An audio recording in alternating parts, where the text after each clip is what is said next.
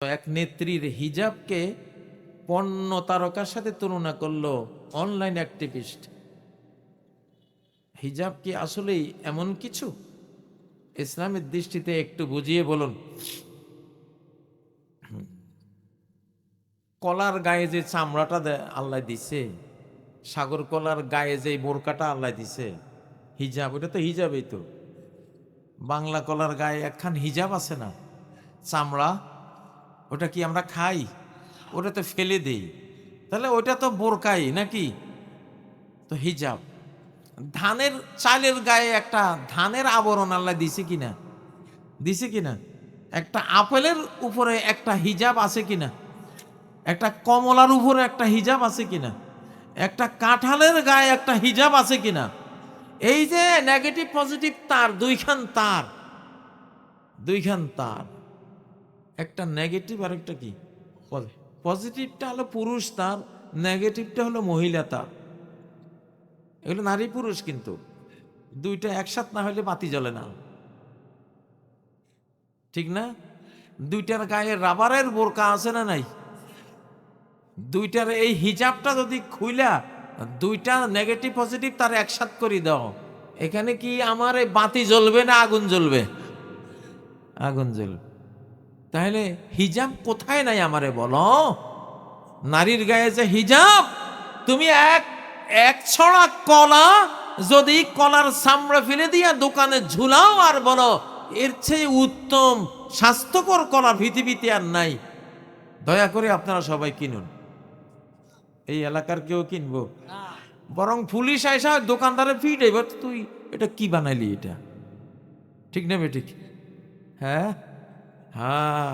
হিজাব, হিজাব পণ্য তারকা না, হিজাব হলো নারীর নারীর নারী দেহকে সেভ করার জন্য ঠিক ওই আবরণটা, যে আবরণ নেগেটিভ পজিটিভ তারের উপরে থাকে, ঠিক না বে? ঠিক, যেই আবরণ একটা কলার উপরে থাকে, যেই আবরণ যে কোনো একটা মূল্যবান জিনিসের উপরে থাকে, ঠিক না বে? ঠিক।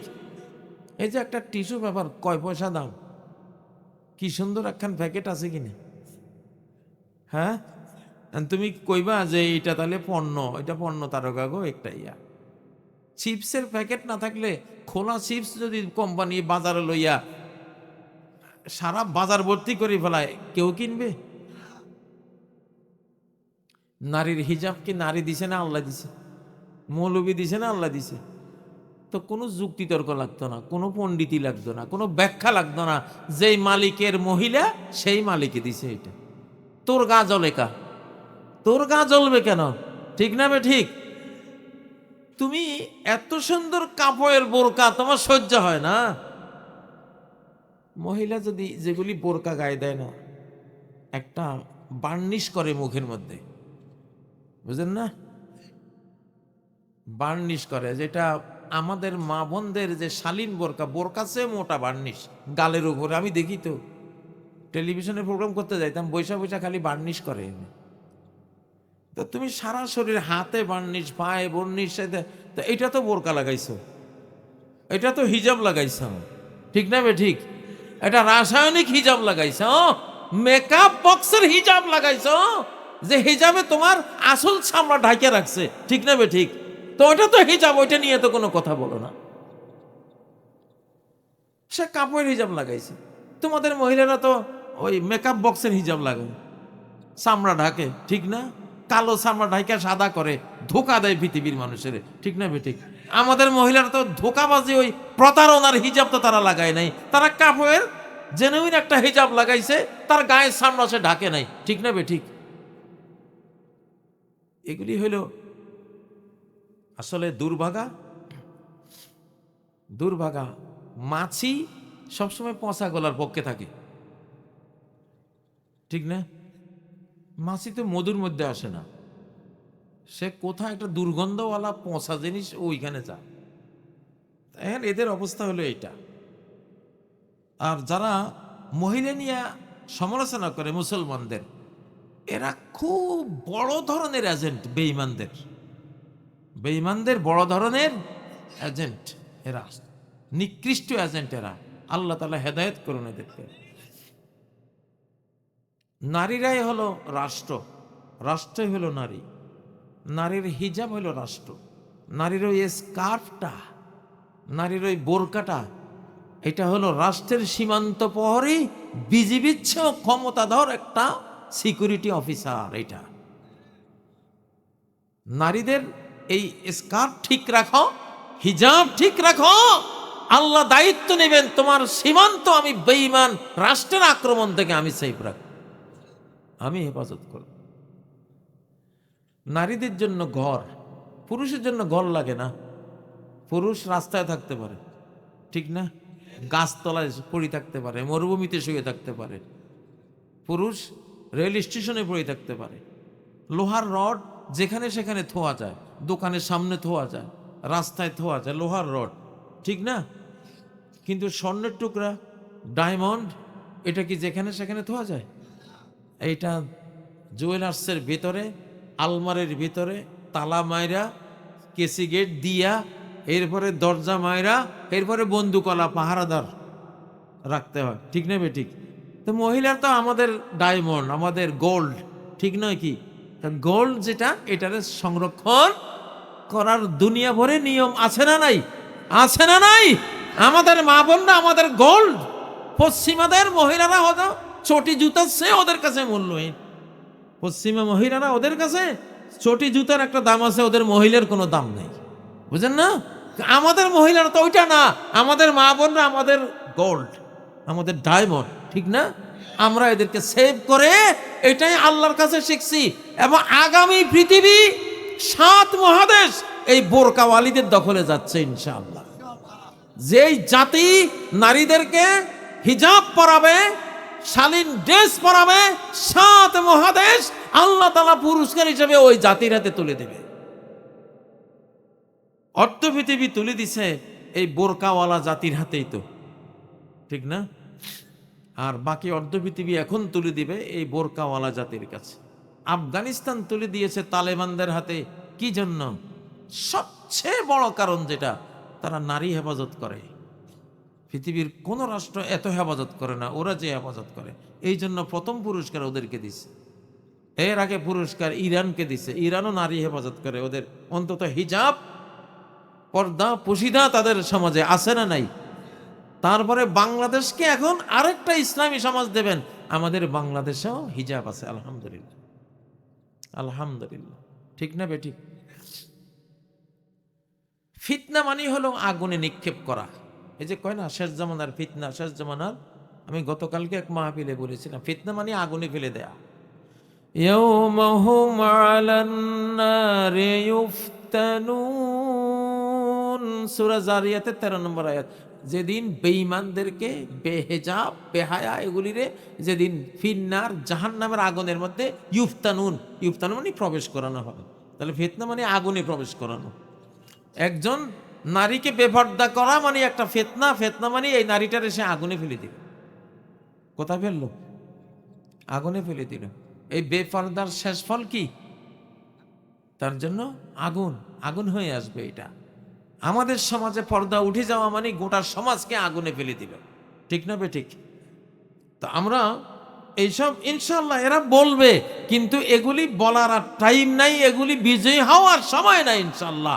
এখন হিজাবের শতাব্দী, এটা এই শতাব্দী ইসলামের মানে হিজাবের, এই শতাব্দী ইসলামের মানে কোরআনের, এই শতাব্দী ইসলামের কোরআনের মানে ইমাম মাহাদির, ইমাম মাহাদির মানে ঈসা আলাইহিস সালামের, ঠিক না বেঠিক? এখন আর কেউ মুনাফিকি করে পার পাবে না ইনশাআল্লাহ।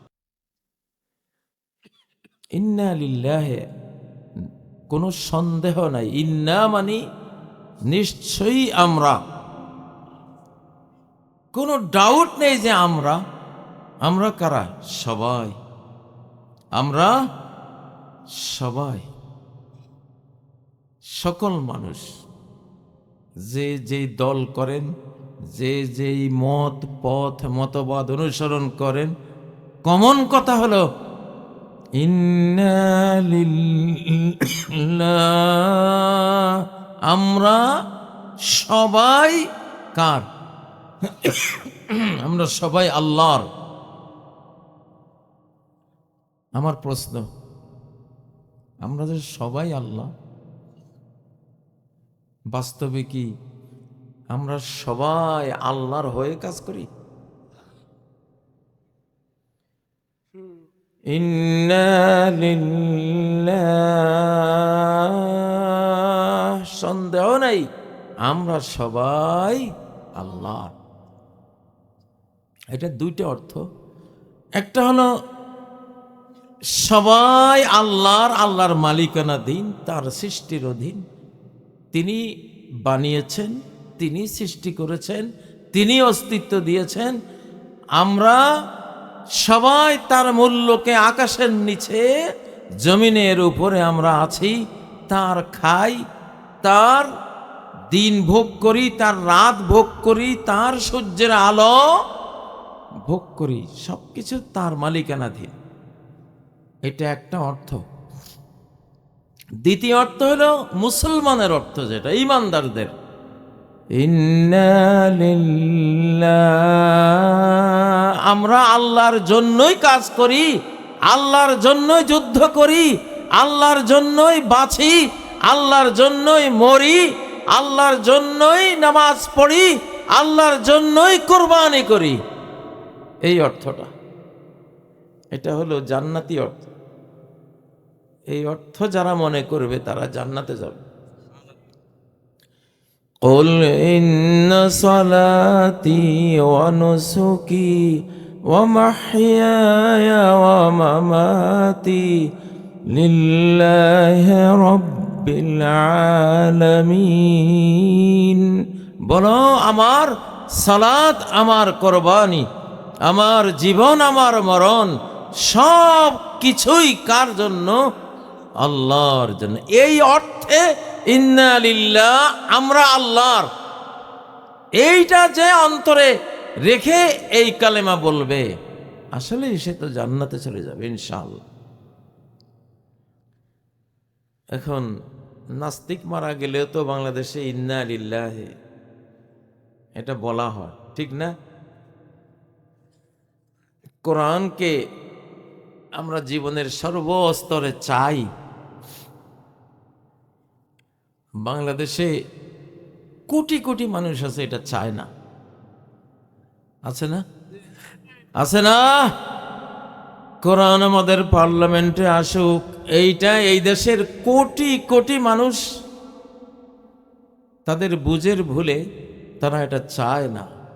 তারা এটাকে দুর্নাম বলে, দুর্নাম কয়, জঙ্গিবাদ বলে, এটাকে মৌলবাদ বলে, এটাকে শরিয়া আইন বলে, এটা সেটা কয়, কইয়া ডিনাই করে কিনা। কিন্তু তারা মরলেও তো সবাই কি বলে? ইন্না লিল্লাহ। তাহলে যে কোরআন চাইল না এই দেশের সমাজ, কোরআনিক সমাজ হিসাবে চায় না, কোরআনকে আইন বিধান হিসাবে চায় না, মরলে যদি বলি আমরা তো সবাই আল্লাহর জন্যই কাজ করেছি, আল্লাহর কোরআনের জন্যই জীবনটা শেষ করে এখন মৃত্যুবরণ করেছি, তাহলে এই লোকটা মিথ্যুক না? এই লোকটা কি মিথ্যুক? ইন্না লিল্লাহ, আল্লাহর জন্য আমরা সবই। আসলে আমরা কত বড় মিথ্যা কথা বলি, কত বড় অসত্য কথা বলি। কয়টা মানুষ, বাংলাদেশের কয়টা নেতা আল্লাহর জন্য মারা গেছে বলেন? আপনি তো আল্লাহর জন্য মরলেই তো আপনি বলবেন ইন্না লিল্লাহ, আমি আল্লাহর জন্য মরেছি। কার জন্য? আল্লাহর জন্য। আল্লাহর কোরআনের কথা বলার কারণে ফাঁসি দিয়ে দিছে, ঠিক না? যারা আল্লাহর কারণে আল্লাহর জন্য মরেছে তাদের মৃত্যুতে ইন্না লিল্লাহে 100% সত্য। সাইদি সাহেব রাহিমাহুল্লাহ তিনি মৃত্যুবরণ করেছেন, আমরা দেখেছি। এটা কার জন্য ছিল? আল্লাহর জন্য। তাহলে ওনার মৃত্যুতে ইন্না লিল্লাহে 100% সত্য। ঠিক না? আরো যারা ফাঁসিতে ঝুলেছেন ইসলামের কথা বলার কারণে, কোরআনের কথা বলার কারণে, ঠিক না? নবীজির সাহাবী মহিলা সুমাইয়া নিহত হয়েছেন, শহীদ হয়েছেন এই কোরআনকে মানার কারণে, ঠিক নয় কি? প্রতি 100 জন সাহাবীর মধ্যে 60 জন যুদ্ধের ময়দানে শহীদ হয়েছেন। প্রতি 100 জনের মধ্যে কতজন? তারা কি ছিলেন? ইন্না লিল্লাহ। তারা কি ছিলেন? ভাই, আমি রাজনীতি করি না, আমি কোনো রাজনৈতিক এমপি মন্ত্রিত্বের জন্য দাঁড়াই নাই, দাঁড়াবো না কোনোদিন। আমি ধর্ম প্রচার করি। কি প্রচার করি? এটা আমার ধর্ম।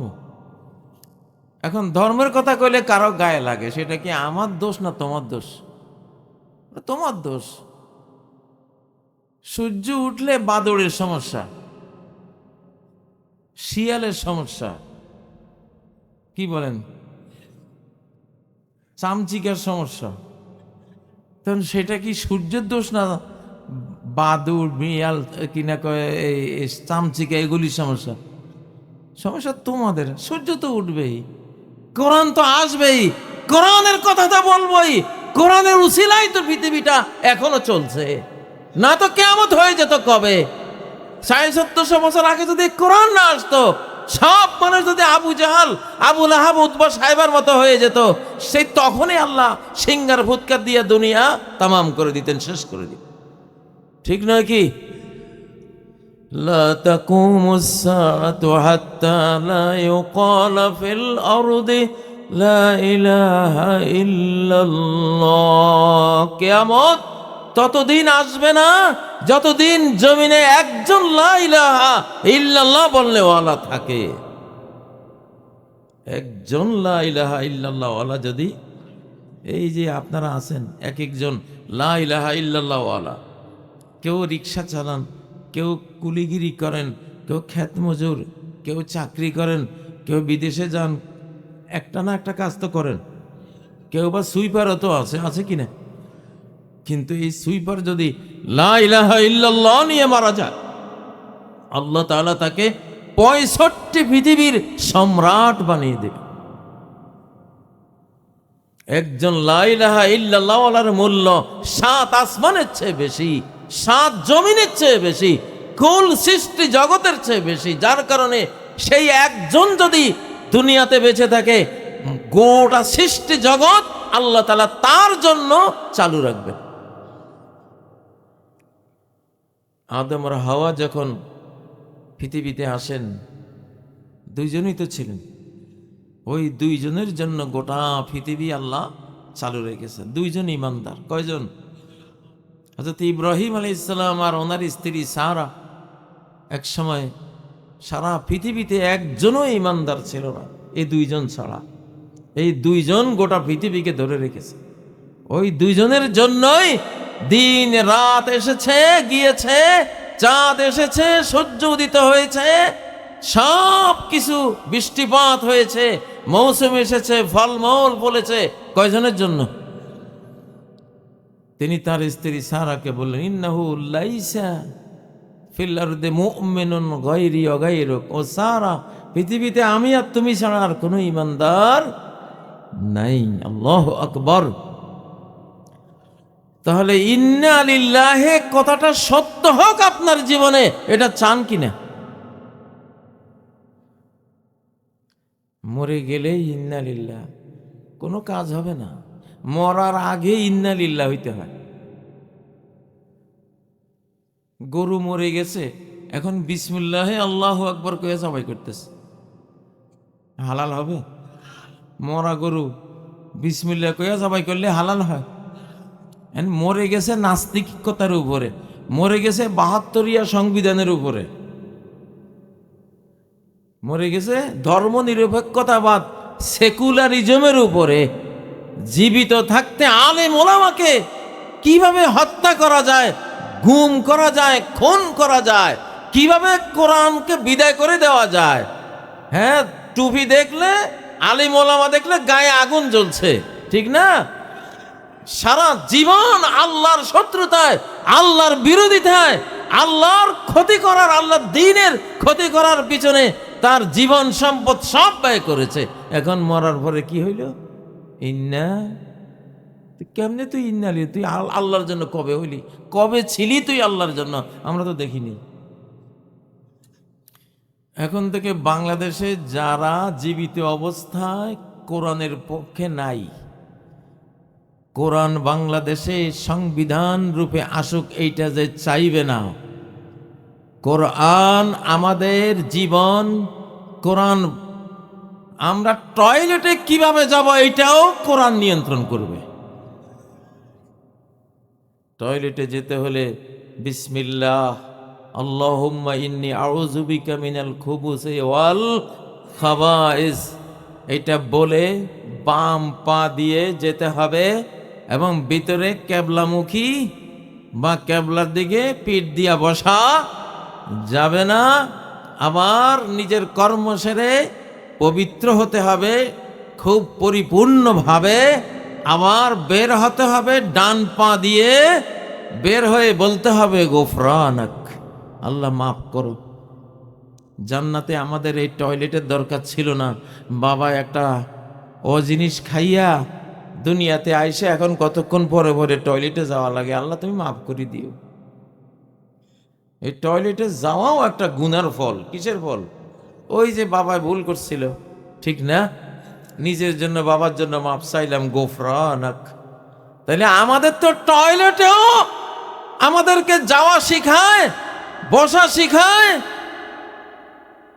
টয়লেটে বসার মধ্যেই কোরআনের শিক্ষা আছে না? হাদিসিতে আছে নবীজি বসার সময় দাঁড়িয়ে তিনি তার পোশাক খুলতেন না, বসার কাছাকাছি গিয়ে পোশাক খুলতেন।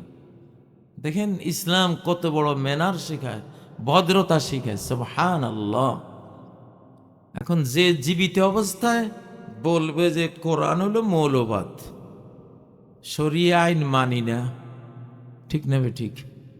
হ্যাঁ, জঙ্গি, কোরআনের কথা কইলে তো জঙ্গি কইছে। ওই যেন ইরানকে মারতে আইছে, কয় ইরান জঙ্গি। বাংলাদেশে কোনো মুসলমান যদি শরিয়াকে মৌলবাদ বলে, জঙ্গিবাদ বলে, শরিয়ার আইন বাংলাদেশে চলুক, এর বিরোধিতা করে, সে মরলে ইন্না লিল্লাহ বলবেন না আলহামদুলিল্লাহ বলবেন? হ্যাঁ, শুধু ইন্না লিল্লাহ শিখলে হইতো না।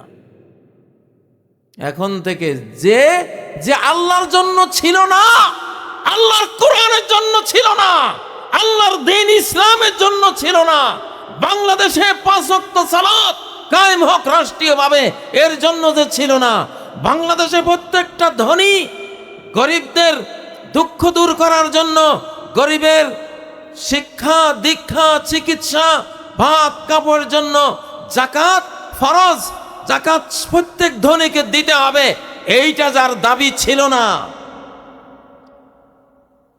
একেবারে দোলনা থেকে কবর পর্যন্ত আমাকে ইসলাম পালন করতে হবে, মহানবীর রেখে যাওয়া শিক্ষা, এই শিক্ষার পক্ষে যে ছিল না, সে বললে আমরা বলবো আলহামদুলিল্লাহ। দলিল আছে না নাই? فَقَطَعَ دَابِرُ الْقَوْمِ الَّذِينَ ظَلَمُوا, যেসব জালিমদের আল্লাহ তাআলা বলছেন আমি জালিমদের একেবারে জড় শিকড় সহ কেটে দেওয়া হয়েছে। জালিমদের জড় শিকড় কি কেটে দেওয়া হয়েছে। এরপরে কি বলেন? আলহামদুলিল্লাহি রাব্বিল আলামিন। জালিমদের জড় শিকড় সহ মেরে দেওয়া হয়েছে বলে আল্লাহ বলেন আলহামদুলিল্লাহি রাব্বিল আলামিন। তাহলে ইন্না লিল্লাহরও জায়গা আছে, আলহামদুলিল্লাহরও কি আছে? জায়গা আছে। একটা মুসলিম দেশকে আরেক দেশের কলোনি, আরেক দেশের করদ্রাজ্য বানাবার জন্য বানাইয়া এই দেশটারে একটা হিন্দুত্ববাদী রাষ্ট্র বানাবার জন্য যারা সারা জীবন কাজ করে মরে গেছে, এরা মরলে ইন্না লিল্লাহ না আলহামদুলিল্লাহ? ইন্না লিল্লাহ। আমি এটা কোনো নফল ওয়াজ করতেছি না, এটা ফরজ। ইন্না লিল্লাহ। আমরা সবাই তো আল্লাহরই। আমাদের যে আলেম মারা গেছেন, যে ইমাম মারা গেছেন, যে মুসল্লি ভাই মারা গেছেন, ওনাকে দেখেছি সারা জীবন এই ইসলামের জন্য কাজ করে গেছে। সুবহানাল্লাহ। তার মৃত্যুর পরে আমরা সাক্ষী, আমরা আল্লাহর রাজ সাক্ষী। আনতুম শুহাদাউল্লাহ ফিল আরদ। জমিনে তোমরা আল্লাহর রাজ সাক্ষী। সাক্ষ্যটা ঠিক মতো দিবা। সাক্ষ্যটা কি? সে সারা জীবন কার জন্য কাজ করেছে? সমাজে এমন লোক নাই দেখা হইলে সালাম কালাম দিয়ে মোসাফা করি, কয় ভাই আল্লাহর কোরআনের পক্ষে থাকেন। দেখা হইলে কয় না? এরকম একদল লোক আছে না? এগুলি হলো ইন্না লিল্লাহের লোক। এগুলি কার? এগুলি কার? এই মাহফিলে এসে যায় আল্লাহর কথা বলে, জীবনের ঝুঁকি নিয়ে আল্লাহর কথা বলে। ফ্যাসিবাদের সময় জীবনের ঝুঁকি নিয়ে ওয়াজ করেছি, এখন আবার সমান ঝুঁকিতে নিয়ে ওয়াজ করতেছি। আপনারা ভাবছেন এখন ঝুঁকি নেই, সমান ঝুঁকি আবার আবার তৈরি হয়েছে। আরো শক্ত ঝুঁকি আসতেছে, কিন্তু সত্য তো বলতেই হবে, বলতেই তো হবে। যারা জীবন হাতে নিয়ে চলে, আল্লাহর জন্য গোটা জীবন কোরবান করে দেয়, এরা মরলেই বলতে হয় ইন্না লিল্লাহ। আমরা তো আল্লাহর জন্য ছিলাম, প্রতিদিন প্রতি রাকাতে তার সেজদা দিয়েছি, তার মসজিদে হাত জোড় করে তার সামনে দাঁড়িয়েছি, ঠিক নয় কি? ছেলে মেয়েকে মক্তবে পড়িয়েছি তার জন্য, মাদ্রাসায় দিয়েছি তার জন্য, হাফেজ বানিয়েছি তার জন্য, ঠিক নয় কি? মাহফিলে এসেছি কার জন্য? তাহলে ইন্না লিল্লাহি ওয়া ইন্না ইলাইহি রাজিউন। ইন্না লিল্লাহি ওয়া ইন্না ইলাইহি রাজিউন। এই যেখানে এই আয়াতটা আছে সূরা বাকারার মধ্যে, সেখানে আল্লাহ তাআলাই বলে দিয়েছেন এটা কার পাওনা। এই কথাটা কার জন্য বলবা? এরা কারা? এর আগে আল্লাহ বলছে ওয়ালা তাকুলু লিমান ইউকতালু ফি সাবিলিল্লাহি আমওয়াত। আল্লাহর পথে যে মরে যায় তাকে তোমরা মৃত বলো না, বাল আহইয়াউ ওয়ালাকিন লা তাশউরুন। এরা জীবিত, অমর। এরা কি অমর? এদের মরণ হয় নাই, শুধু চেঞ্জ হয়েছে, দুনিয়া থেকে পরিবর্তন হয়ে জান্নাতে চলে গেছে ওরা। মানুষ মনে করে মরার পরে কত হাজার বছর পরে বিচার হবে, কত লাখ বছর পরে হাসরের ময়দান হবে, বিচার হবে, ডান হাতে আমলনামা হবে, তারপরে জান্নাতে যাব, এরকম মনে করে না? কমন বাংলাদেশে এইটাই মানুষের ধারণা। নগদ যা পাও হাত পেতে নাও, বাকির খাতা শূন্য থাক। দূরের বাদ্য শুনে কি লাভ, মাঝখানে যে বেজায় ফাঁক। কয় কি না? নাস্তিকদের কথা, মূর্খদের কথা। মুমিন দুনিয়াতে থাকতেও সে একটা জান্নাতে আছে, ইমানের জান্নাত, আল্লাহর জিকিরের জান্নাত, ওয়াজ মাহফিলের জান্নাত। এই মাহফিলটা একটা জান্নাত না? রাউদাতুন মিন রিয়াদিল জান্নাহ, ইজা মাররতুম বিরিয়াদিল জান্নাতি ফারতাউ। জান্নাতের বাগানের পাশ দিয়ে যখন যাবে তখন ফলমূল খেয়ে যেও। সাহাবীরা জিজ্ঞাসা করলেন, ইয়া রাসূলুল্লাহ ওমা রিয়াদুল জান্নাহ, জান্নাতের বাগান কোথায় পৃথিবীতে? তিনি বললেন হেলাকুজ জিকির, জিকিরের, ওয়াজের, কোরআনের, তাফসীরের, আল্লাহকে নিয়ে আলোচনার যত মজলিস পৃথিবীতে হয় এগুলি প্রত্যেকটি জান্নাতের বাগান। আর এগুলিতে একটা কালেমা শোনা মানে তুমি তোমার রূহ একটা জান্নাতের খাবার খাইলো, গিজায়ে রূহানি গ্রহণ করলো, ঠিক নয় কি? মুমিন তো তার ইমানের জান্নাতেই থাকে। মৃত্যু হয় মানে সে দুনিয়ার এই হায়াত থেকে, হায়াতে তৈয়বা থেকে আরেক হায়াতে চলে গেছে। তার মরার সাথে সাথে তার প্রাণ পাখিটাকে নিয়ে যায় আল্লাহর কাছে আসমানে। সুবাসে 7 আসমান ভরে যায়। সব ফেরেশতারা গ্রান নেয়ার বলে, মা হাজিহির রিহত তৈয়বা, এই সুবাস কোত্থেকে আসে? তখন জান কবজকারী ফেরেশতারা বলে, নাম ধরে বলে, এটা অমুক অমুক গ্রামের অমুক আল্লাহর ইমানদার বান্দা, যে আল্লাহর জন্য জীবনটা কাটিয়ে আসছে, তার আত্মার সুবাস এটা। সুবহানাল্লাহ। এরকম জীবন চাই আমরা? ইন্না লিল্লাহর জীবন চাই। কি চাই? ইন্না লিল্লাহের জীবন চাই। ইন্না লিল্লাহ বললে তো আপনারা ভাববেন যে কোথাও বাস অ্যাক্সিডেন্ট হয়েছে বা কোথাও সর্বনাশ হয়েছে, তাই না? মুসিবতের সময় বলার কারণে এটা অর্থটা মনে আসে, কিন্তু আসলে ইন্না লিল্লাহর মধ্যে একটা কথা বলা হচ্ছে, মুমিনের একটা স্বীকৃতি এখানে, যে আমরা সবাই, সব ইমানদার আল্লাহর জন্যই আমরা কাজ করি, আল্লাহর জন্যই আমরা বাঁচি, আল্লাহর জন্যই মরি। সব কার জন্য? সব আল্লাহর জন্য। তাহলে যারা আল্লাহর জন্য থাকবেন, আমরা তারা মরলে বলবো ইন্না লিল্লাহি ওয়া ইন্না ইলাইহি রাজিউন। আল্লাহর জন্য ছিলাম, এখন আল্লাহর কাছে চলে গেছি। এমনটা যাতে না হয় শয়তানের জন্য ছিলাম, মইরা এখন আল্লাহর কাছে যাইতেছি আযাব ভোগ করার জন্য। কারণ যে শয়তানের জন্য ছিল, মইরা যদি আল্লাহর কাছে যায়, শয়তান তো আর যাবে না।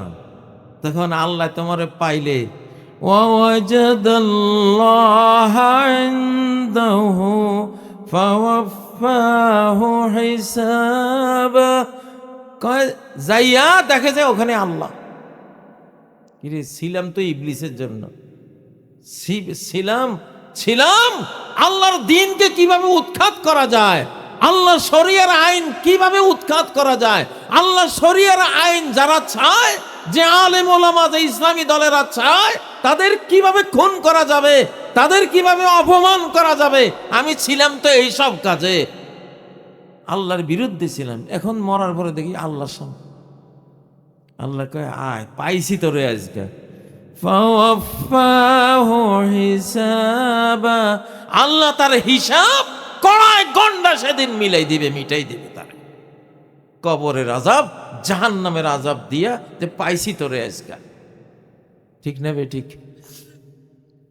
তাহলে যে আল্লাহর জন্য ছিল না, সে মরলে কি বলবেন? আলহামদুলিল্লাহ।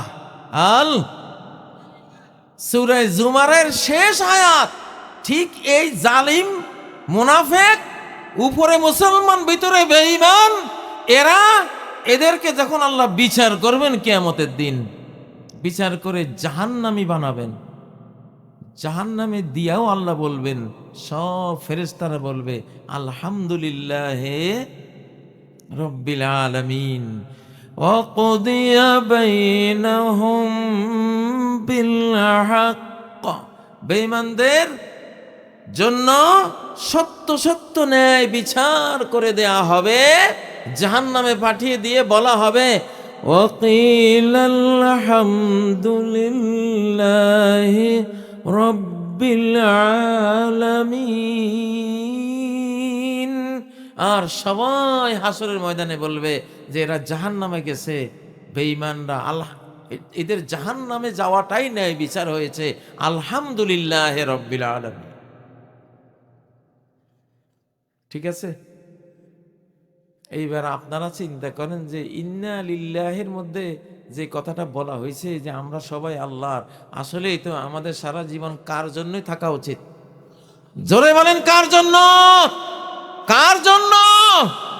আল্লাহর জন্য। আলহামদুলিল্লাহ, বাংলাদেশে এটা শুরু হয়ে গেছে। আমাদের যুবক তরুণ তরুণী ভাই বোনেরা নারায়ে তাকবীর স্লোগান দিয়ে জয় বাংলারে একেবারে দাফন করে দিছে, ঠিক না? তো নারায়ে তাকবীর কারা বলে? যারা কার জন্য? বুঝে আসছে? ও ভাইয়েরা, আমরা এই কোরআন আমরা পাইছি, এটা আমাদের হেদায়েতের জন্য আসছে। কিসের জন্য? পৃথিবীতে সবচেয়ে বড় সম্পদ হলো হেদায়েত, সবচেয়ে বড় পাওনা হলো হেদায়েত, সবচেয়ে বড় ব্যবসা হলো হেদায়েত। সঠিক জ্ঞানটা পাওয়া যে আমি পৃথিবীতে কি জন্য আসলাম, কি জন্য আসলাম? কৃষিকাজ করার জন্য পৃথিবীতে আসছি। জীবনের লক্ষ্য কি? কৃষিকাজ। জীবনের লক্ষ্য কি ডাক্তার হওয়া? জীবনের লক্ষ্য কি আমার প্রফেসর হওয়া? জীবনের লক্ষ্য কি এমপি মন্ত্রী প্রেসিডেন্ট হওয়া? জীবনের লক্ষ্য কি ব্যবসায়ী হওয়া? স্কুল কলেজে কি শেখায় আমাদের? এমএ পাস করার পরে ফার্স্ট ক্লাস ফার্স্ট হয়েছে, সাংবাদিকরা তার সামনে মাইক্রোফোনগুলো ধরে, তোমার জীবনের লক্ষ্য কি? সে বলে আমার জীবনের লক্ষ্য আমি একজন ইঞ্জিনিয়ার হব। কত বড় নাদানের ঘরের নাদান! তুই, তোর চেয়ে বড় ইঞ্জিনিয়ার হলো মৌমাছিরা। মৌমাছি যেই বাসা বানায়, সুবহানাল্লাহ, তোর 14 গোষ্ঠী বানাইতে পারবি। বল্লারা যে বাসা বানায়, উই ফোকায় যে বিল্ডিং বানায়, বিল্ডিং এর মধ্যে কিভাবে তার ড্রয়িং রুম, তার মাস্টার বেড, তার কিনা কয় এসি, তার সন্তানদের লালন পালনের জায়গা, তার হাসপাতাল, তার স্কুল কলেজ বিদ্যালয়, ওই বিল্ডিং এর ভিতরে সব আছে। গিয়া দেখ, তোমার চেয়ে বড় ইঞ্জিনিয়ার কোনো পাস ছাড়াই। আর তুমি কইলে কি তুমি এমএ পাস করছো, জীবনের লক্ষ্য হলো ইঞ্জিনিয়ার হও? নো, জীবনের লক্ষ্য একটাই, আল্লাহ প্রাপ্তি। আমি আমার আল্লাহকে কোন পথে গিয়ে পাবো, সেই আল্লাহকে, আল্লাহ প্রাপ্তি। অন্য ধর্মের লোকেরা বলে ঈশ্বর প্রাপ্তি। যুগী হইয়া কত হিন্দু সাধুরা জঙ্গলে জঙ্গলে নিরামিষ ভুজি হইয়া সারা জীবন কাটায়। কত লক্ষ খ্রিস্টান নান হইয়া, সন্ন্যাসী বৈরাগী হইয়া গির্জা গির্জা জীবন কাটায়, বিয়ে শাদী করে না, কোনো গোস্ত মাংস খায় না, নিরামিষ খাইয়া জীবন কাটায় ঈশ্বর প্রাপ্তির জন্য। কিসের জন্য? ঈশ্বর প্রাপ্তি। আসলে জীবনের পাওনা একটাই, মুসলমানরা বলবো আল্লাহ প্রাপ্তি। কি প্রাপ্তি? যে আল্লাহকে পেয়ে গেল, পৃথিবীর আর কোনো চাওয়া পাওয়ার তার অবশিষ্ট নাই। মালিককে পাইয়া গেছে। আল্লাহু আকবার। বাদশাহ হারুন আর রশিদ, তার তখন কীতদাসী ছিল, কীতদাসীরা খাদেম ছিল। তো একটা কালো কীতদাসীকে উনি খুব মায়া করতেন। অন্য সুন্দরী কীতদাসীরা হিংসা করতো তার, এ কালি কুচরি, কোনো রূপ নাই। হারুনুর রশিদ তারে এত ভালোবাসে। তো হারুনুর রশিদ একদিন সব কীতদাসীদেরকে পরীক্ষা করতেছে, খুব মূল্যবান কতগুলো বাসন কোসন দিয়া, খুবই মূল্যবান ওই যুগের। হারুনুর রশিদ এক একটা দাসীর হাতে দিচ্ছে আর বলতেছে এটা ফেলে দাও। ফেলে দিলে পাকার উপরে ফেললে থাকবে না, ভাঙবে, কাছের জিনিস ভেঙে যাবে। এখন ওরা ভয় পাচ্ছে, উনি কি আমাকে পরীক্ষার জন্য এটা নির্দেশ দিচ্ছেন? এত দামি জিনিস ফেলে দিব, ভেঙে যাবে, পরে না জানি উনি কি কয়, আস্তে থুইয়া পলায়। একটাও ভাঙে নাই, উনি নির্দেশ দিছে ভেঙে ফেলো এটা, সবাই থুইয়া পলাইছে। কিন্তু ওই দাসী যখন আসছে তার হাতে দিছে, ভেঙে ফেল, ধাম করে ফেলে সব গুঁড়া। তখন সবাই ডাকছে, তোমরা ভাঙলা না কেন? ভাঙ্গি নাই, এত দামি জিনিস, পরে আবার আপনি যদি কিছু কন, এই জন্য আমরা ভয় পাইছি। আর যে দাসীটাই ভাঙছে, তুমি কেন ভাঙলা? কয় আমি তো মূল্যবান জিনিসের দিকে তাকাই নাই, আমি তাকাইছি আমারে অর্ডার কে দিছে তার দিকে। সে যদি আমি ভাঙলে খুশি হয়, আমি তো তারে চাই, তারে তো পেতে চাই। তো সেই হুকুম দিছে, আমি পালন করলে আমি বুঝছি যে সে খুশি হবে। আমি আপনাকে পাওয়ার জন্য আমি এগুলি বিসর্জন দিছি, এগুলি আমার কাম্য না। আল্লাহু আকবার, আল্লাহু আকবার। আমরা কাকে চাই? কবরে কে থাকবে আমার সাথে? আপনাকে কবরের এই গহীন অন্ধকারে বাঁশমুড়ায় 2.5 হাত মাটির নিচে খাদাই থুই আসবে, অন্ধকার গুটগুটে, আহারে। স্ত্রী যাবে? মা যাবে, বাবা, ফ্রেন্ড সার্কেল, তোমাদের ফেসবুকে তো এখন ফ্রেন্ড সার্কেলের কোনো অভাব নেই, প্রত্যেকের ফ্রেন্ড সার্কেল আছে। কইও তো ভাই আমি মরে গেলে একজন একটু কবরে যাইস, কইব কোত্থেকে জালিমের ঘরে জালিম, তোর লগে আমি, তোর লগে আমার এত মায়া আছে, তোর তো কবরে থাকো, তোরে কবরে গাড়াই দিয়া মাটির উপরে ফা দিয়া খুঁজবো আর কইব বলে দুনিয়ার দুনিয়ার মজা ভোগ এখন, ঠিক না বে ঠিক? হ্যাঁ, কেউ যাইতো না, কিন্তু আল্লাহ আপনাকে ভুলবে? আল্লাহ ভুলবে না, আল্লাহ ভুলবে না, ওইখানে জান্নাতের আয়োজন করে দেবে। আলবিসুহু মিনাল জান্নাহ, আমার বান্দারে জান্নাতের লেবাস পরাই দাও। ও আফরিশুহু মিনাল জান্নাহ, আমার বান্দারে জান্নাতের ফরশ বিছিয়ে দাও। ওয়াফতাহু লাহু বাবান ইলাল জান্নাহ, জান্নাত পর্যন্ত একটা গেট আমার বান্দার জন্য তৈরি করে দাও। আল্লাহু আকবার। ইনদা রাব্বিহিম ইউরযাকুন, তারা তাদের রবের কাছে অমর, সেখানে রিজিক দেয়া হবে তাদের। এবং মরার সাথে সাথে ইন্নামা নাসামাতুল মুমিন তায়রুন তালুকু ফি শাজারিল জান্নাহ, মুমিনের প্রাণ পাখি, পাখি হয়ে জান্নাতের সব গাছগাছালির ফল খাইতে থাকবে হাসরের দিন পর্যন্ত। আল্লাহু আকবার।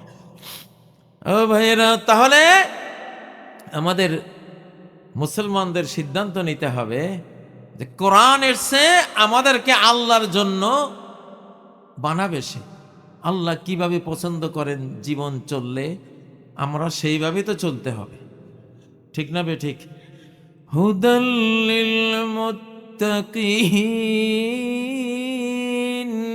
মুত্তাকিদের জন্য এই কোরআন আলো। হুদা মানে আলো, নূর, জ্যোতি, লাইট। এইটা কি লাইট না জ্বলতেছে যে, লাইট না এগুলি? এগুলি নিভাই দিলে এখানে কিছু দেখা যাবে? বক্তাকে দেখা যাবে? শ্রোতারা কেউ কাউকে দেখবো আমরা?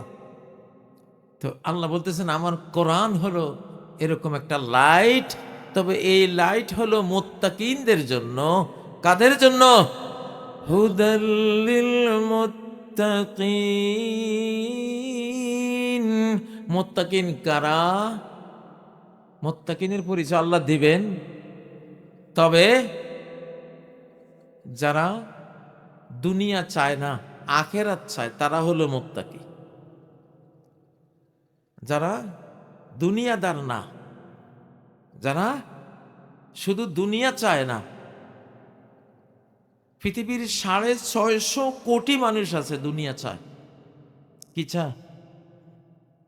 কোরআনে সূরা বাকারার 200 নম্বর আয়াত, 201 নম্বর আয়াতে আল্লাহ তাআলা এটাই বলেছেন, ফামিনান নাস মান ইয়াকুলু রাব্বানা আতিনা ফিদ দুনিয়া, কিছু মানুষ আছে বলে রব্বানা, হে আমাদের রব, আতিনা, আমাদেরকে দান করো, সব সুখের জিনিস, ভোগের জিনিস দান করো, টাকা পয়সা, জায়গা জমি, গাড়ি বাড়ি সব দান করো, ফিদ দুনিয়া, এই দুনিয়াতে, আখেরাত নাই, ফিদ দুনিয়া বাস। ওয়ামা লাহু ফিল আখিরাতি মিন খালাক, এদের আখেরাতে কিচ্ছু নাই, শুধু দুনিয়া চাইছে। শুধু কি চাইছে? দুনিয়া চাইছে, এদের আখেরাত নাই।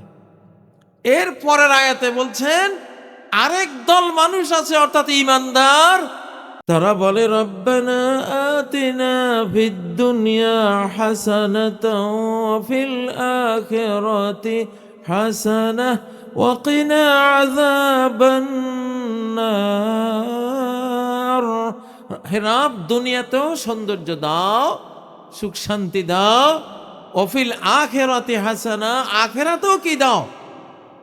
সুখ শান্তি দাও, ওয়া কিনা আযাবান নার, জাহান্নামের আগুন থেকে আমাদেরকে মুক্তি দাও। হয়তো প্রশ্ন করতে পারেন জাহান্নামের আগুন থেকে মুক্তির কথা কেন বললেন? এই জন্য বললেন যে জাহান্নামের আগুন থেকে আখেরাতে গিয়া কেউ বাঁচতে পারবে না, সেই আগুন থেকে দুনিয়াতে বাঁচতে হয়, সেই আগুন থেকে মুক্তি এই জীবনে নিয়ে যেতে হয়। আপনি আখেরাতে গিয়া আখেরাতের আগুন থেকে বাঁচতে পারবেন না। সেটা বাঁচার জিনিস এইখানে আছে, ওইখানে নাই। এই দুনিয়াতে আছে। জাহান্নাম থেকে বাঁচার জিনিস এই দুনিয়াতে আছে, নামাজ। আপনি আখেরাতে গিয়ে নামাজ পড়লে ওই নামাজ আল্লাহ কবুল করবেন না। করবেন জিকির, তাসবিহ, সুবহানাল্লাহি ওয়াল হামদুলিল্লাহ ওয়ালা ইলাহা ইল্লাল্লাহু আল্লাহু আকবার, প্রত্যেকটি কালেমা জাহান্নাম থেকে বাঁচাবে, ঠিক না?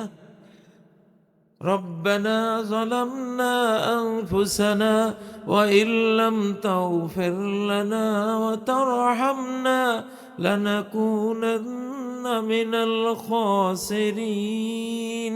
এটা, এই দোয়াটা এখানে পড়লে, দুনিয়াতে পড়লে আল্লাহ জাহান্নাম থেকে বাঁচাবেন। আল্লাহুম্মা আজুরনি মিনান নার, আল্লাহ আগুন থেকে আশ্রয় দাও। সকালে 3 বার এই দোয়াটা পড়া সুন্নত না? আল্লাহ তুমি আমারে জাহান্নাম থেকে মুক্তি দাও। আপনি যদি এই দুনিয়াতে জাহান্নাম থেকে মুক্তি চান, তাহলে আখিরাতের জাহান্নাম আপনার থেকে মুক্তি চাইবে। দুনিয়াতে জাহান্নাম থেকে মুক্তি চাওয়া এত পাওয়ারফুল চাওয়া, আপনি যতবার মাপ চাইবেন জাহান্নাম থেকে, জাহান্নামও আপনার কাছ থেকে আল্লাহর কাছে মাপ চাইবে। আল্লাহ এই লোক যাতে আমার মধ্যে না আসে, এই লোক আমার জাহান্নামে আসলে আমি নিভে যাব, আমার আগুন থাকবে না। তাইলে আগুন নিভাইতে হবে কোথায়? এই জীবনে, এখানেই আগুন নিভাইতে হবে। আখিরাতে গিয়ে আর আগুন নিভানো যাবে না। এটা ভয়ঙ্কর আগুন। প্রত্যেকটা বড় বড় বিল্ডিং এ ফায়ার সার্ভিসের এটারে কি বলে, সিলিন্ডার আছে না নাই? ঢাকা শহরে দেখবেন বড় বড় সব বিল্ডিং এ লাল রঙে ফায়ার সার্ভিসের সিস্টেম দেওয়া আছে কিনা? হ্যাঁ, কারণ আগুন যেখানে লাগার সম্ভাবনা আছে সেখানে ফায়ার সার্ভিসের উপস্থিতি লাগে। আমাদের জীবনে আগুন লাগার সম্ভাবনা আছে না নাই? 100%, 100%, শতভাগ আমরা আগুনের ঝুঁকিতে আছি। সুবহানাল্লাহ। মানব জাতির প্রতি 1000 মানুষের মধ্যে 999 জনের ভাগ্য হলো চিরস্থায়ী আগুন জাহান্নাম। হাজারে কতজন? 999 জন আগুনে যাবে, আগুনে পড়বে। হাজারে 1 জন বাঁচবে। সাহাবীরা ভয় পেয়ে গেলেন, ইয়া রাসূলুল্লাহ আইয়ুনা যালিকাল ওয়াহিদ, সেই একজন কে হবে আমাদের মধ্যে ইয়া রাসূলুল্লাহ? তিনি বলেন, আবশিরু, সুসংবাদ নাও, 999 মিন ইয়াজুজ ওয়া মাজুজ, 999 জন হবে ইয়াজুজ মাজুজ মার্কা বেঈমান, কাফের, মুশরিক, মূর্তি পূজারী, সূর্য পূজারী, বটগাছ পূজারী, যত গায়রুল্লাহ পূজারী, এরা হইল 999 জন। আর একজন যে জান্নাতে যাবে, জাহান্নাম থেকে মুক্তি পাবে, সে আসলে মুসলিম। পৃথিবীতে মুসলিমের সংখ্যা আর বেঈমানদের সংখ্যার আনুপাতিক আদমশুমারি হলো এইটা। আদম থেকে কিয়ামত পর্যন্ত আল্লাহ যখন গণনা করবেন, তখন মুসলমান হবে 1001 জন। আদম থেকে কিয়ামত পর্যন্ত কত মানুষ মুসলিম আর কত মানুষ কাফের হিসাবে 1000-এ কতজন? 1 জন মুসলিম। কত বড় সৌভাগ্যবান এই বাংলাদেশিরা আমরা। আপনারা কল্পনা করেছেন যদি আমাদের জন্ম আমেরিকায় হইতো, খ্রিস্টান হয়ে যেতাম, ঠিক না? যদি জন্মটা জাপানে হইতো, বৌদ্ধ হয়ে যেত, ঠিক না? যদি ইসরায়েলে হইতো, ইহুদি হয়ে যেতাম। বাংলাদেশকে ভালোবাসা যে কত বড় ইবাদত। আহারে, এই দেশে আমরা শতকরা 90 জন মুসলিম। আল্লাহু আকবার। প্রতি 1000 মানুষের মধ্যে একজন জান্নাতি, মানে একজন মাত্র মুসলিম, 999 জন কাফের, বেঈমান, ইহুদি, খ্রিস্টান, বৌদ্ধ ইত্যাদি ইত্যাদি। ওদের তো হলো জাহান্নাম। ওরা কোথায় যাবে? জাহান্নাম। তা আমরা খুশি না যে আমরা মুসলিম? আমরা খুশি না? কারা কারা খুশি? আল্লাহু আকবার, নারায়ে তাকবীর। ও ভাইয়েরা, কোরআন দিয়ে আমরা সব কিছু করতে পারি, পারি কিনা? কোরআন দিয়া শরীরটা সুস্থ রাখতে পারি, ক্যান্সার মুক্ত রাখতে পারি। কোরআন দিয়া শরীরটা ক্যান্সার মুক্ত রাখতে পারি। সূরা ফাতিহা, সূরা ফাতিহার মধ্যে আল্লাহ যে তথ্য দিয়েছেন, যদি বান্দা হেদায়েত নাও শেফা পাইবা। কোরআনের যদি হেদায়েত নাও কি পাইবা? শেফা পাইবা। قل هو للذين آمنوا هدى وشفاء। বলো এই কোরআন মুমিনদের জন্য হেদায়েত, আর হেদায়েত যদি সে নেয় তাহলে তার জন্য এটা শেফা, তার জন্য শেফা। ভয়াবহ কোনো রোগ কোরআনওয়ালারে ধরে না। কোরআন যে পড়ে তারে ভয়াবহ কোনো রোগ ধরে না। আসে জীবাণু, আসে জার্ম, আসে করোনা ভাইরাস, আসে। বাংলাদেশে করোনা সুবিধা করতে পারে নাই এই কোরআনের কারণে। লক্ষ লক্ষ হাফেজ, আল্লাহু আকবার। ঠিক না বে ঠিক? বাংলাদেশের করোনা ভ্যাকসিন ছাড়াই মানুষ শেফা পাইছে। আমি তো এখন একটা সিস্টেম করতেছি, একটা মানুষ যদি বলে যে আমি ইনশাআল্লাহ কোরআনের সব আইন কানুন মেনে বাকি জীবন চলবো, সে যদি এমন রোগী হয় পৃথিবীর সব হাসপাতাল তারে বাদ দিয়ে দিছে যে এই রোগীর চিকিৎসা আমরা করতে পারবো না, আমি কোরআন দিয়ে তারে চিকিৎসা শেফা করাইয়া প্রমাণ করবে। দেখো কোরআন যে সমস্ত রোগের শেফা, এটা প্রমাণ করে দেব ইনশাআল্লাহ। তবে শর্ত শুধু একটা, কি? কোরআনের হেদায়েতটা মানতে হবে। কারা কারা রাজি আছি? কোরআন আমারে যা বলবে আমি তা মানব, কোরআন যা বলবে তা মানব। সামনে যুদ্ধ আসতেছে বাংলাদেশে একখান, ইরানের উপরে যে যুদ্ধ এখন চলতেছে, এটা বাংলাদেশে মনে করেন রেডি হয়ে আছে, খালি হুইসেল কবে বাজাইব সেটা। আপনারা তো সবাই নির্বাচন নির্বাচন নির্বাচন, সামনে নির্বাচনের চেয়েও বড় যুদ্ধ আইতেছে, বুঝেন না? যুদ্ধ আসতেছে। তো কোরআন তো বলছে কাতিলুল্লাযীনা ইউকাতিলুনাকুম, তোমাকে যদি কেউ মারতে আসে তাহলে তার বিরুদ্ধে তুমি মারো, ঠিক না? বাংলাদেশকে মারতে আসলে আমরা মারবো কিনা? কারা কারা মারার মতো হিম্মত রাখি? ইনশাআল্লাহ। তাকবীর, তাকবীর।